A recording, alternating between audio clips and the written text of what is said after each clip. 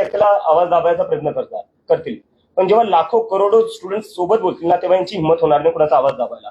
आणि जेलमध्ये जर कोणाला टाकायचं तर मी जेलमध्ये जायला तयार आहे, तुमच्या लेकरांना जेलमध्ये जाऊन नाही देणार, मी त्याची जबाबदारी घेईल. पण तुमच्या लेकरांना तुम्ही बोलण्यापासून थांबवू नका. नाही, आता इथंच सर, बॅक फॉर गुड. उद्या हजारोमध्ये परत होईल. मला तर वाटतं जंतर मंतर पेक्षा मोठा होऊ शकतो.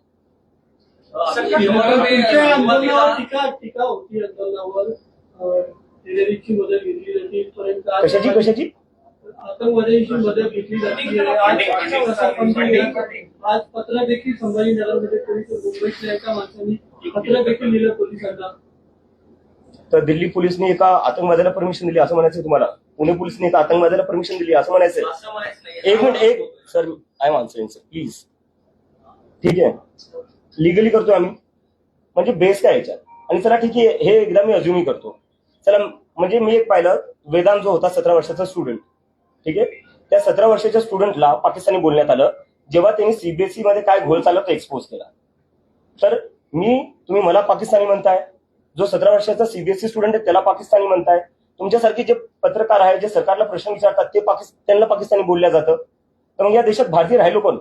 फक्त भाजपाने आणि त्यांचा आयटी सेल, आणि आम्ही सगळे बाकी पाकिस्तानी झालो. काय अर्थ आहे? चांगल्यासाठीच तुम्हाला प्रश्न विचारतोय. तर आता तुमच्याकडे तुम्ही युथ आहात, तुम्ही भारताचे भविष्य, पण तुम्ही फक्त या धर्मेंद्र प्रधानच्या याच्याबद्दल बोलताय, पण तुमच्याकडे तुमची काय मॉडेल्स ऑफ पुढे भविष्यासाठी तुमचे काय प्लॅन्स बिलकुलच सांगत नाही सर. 15 दिवस झालेत सुरू होऊन, 15 दिवस झाले सर. युथने भारताला हे मिळवून दिलं इंडिपेंडन्स. किती वर्ष लागली होती सर? ते वर्षाचं नाही, त्यांनी ते लढले म्हणून भेटले. हो, पण किती वर्ष? ठीक आहे ना, आम्हाला 15 दिवस झाले सुरू होऊन. तुम्ही म्हणे की आता तुम्ही इकडे थांबणार जाणार नाही, तुम्ही अमेरिकेत नेमकं कशासाठी होता? नोकरी होती, शिक्षण होतं, ते संपलं का? आणि त्यानंतर आता भारतात येऊन परत कायमस्वरूपी राहणार, तर काय प्लॅन आहे? माझं मास्टर्स चालू होतं, मी मास्टर्ससाठी गेलो होतो आणि आता मी जॉबसाठीच अप्लाय करत होतो. हे 15 दिवसाआधी माझं म्हणजे हे होतं की अमेरिकेत मी बेटर ऑपॉर्च्युनिटीसाठी गेलो होतो, तिथं सेटल व्हायचं होतं आणि जॉब्स अप्लाय पण करत होतो. आणि जेव्हा हे सगळं झालं, थोडं माझं आर्टिकल्स आले इंटरनॅशनल मीडियामध्ये पण, त्यानंतर मला जॉब्सच्या ऑफर पण भेटल्या. पण बरेचसे कॉक्रोच जनता पार्टीचे कॉक्रोचेस होते, ते सारखे म्हणत होते आपल्याला हे आंदोलन पुढे घेऊन जायचंय, आता आपल्याला हे सोशल मीडिया पुरतं लिमिटेड नाही ठेवायचंय.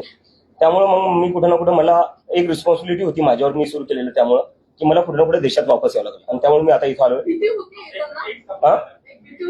जनता पार्टीची आता राजकीय स्थापना झाली का? काय झालं पुढे? काय नाही, ही एक मुव्हमेंट आहे सर, ही एक मुव्हमेंट आहे. आणि मी परत तुमच्या सगळ्यांना रिक्वेस्ट करतो, मी ऑफेंड नव्हते सर, मी रिक्वेस्ट करतो. आणि 15 दिवस झाले, 15 दिवसात तुम्ही कसं काय आमच्याकडून अपेक्षा करू शकता की आमच्याकडे सगळेच प्रश्नांची उत्तरं असू शकतात किंवा आमच्याकडे पूर्ण सिस्टम तयार असू शकतं?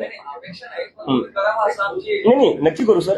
पण दुसरा प्रश्न असा आहे, अमेरिकेतून राहून आले, आम्ही माहीत आहोत अमेरिकन असं बोलतात आपल्या देशाबद्दल, वेगवेगळे असे चर्चा होतात. अमेरिकन काय विचार करतात तुम्हाला? नाही, तसं तर म्हणजे नेमकं विचारचं नाही, भारताबद्दल चर्चा होती. कारण की जर अमेरिकेत बघायला गेलं, अमेरिकेची जी आयटी, खूप चांगला प्रश्न विचारला, याच्यावरून मला आठवलं. अमेरिकेची जी आयटी आहे, आयटी इंडस्ट्री, ते सगळे भारतीय चालवतात. सिलिकॉन व्हॅली जी आहे तिथे सगळ्या मोठ्या पोझिशन्सवर सगळे भारतीय आहेत. अमेरिकेत जर हायेस्ट पेईंग कम्युनिटी कोणती आहे ती भारतीय आहे. तर असं नाही की आपल्या देशात टॅलेंट नाही, आपल्या देशात खूप टॅलेंट आहे. आपल्या देशात टॅलेंट इतकं आहे की युरोप असो का अमेरिका, तिथे सगळ्यात हायेस्ट पेईंग जॉब्स जे आहेत ते भारतीयला भेटतात. पण आपल्या देशात काय होतंय, आपल्या देशात ती ऑपॉर्च्युनिटी आणि प्लॅटफॉर्म का नाही भेटत आहे जो बाहेर देशात भेटतोय?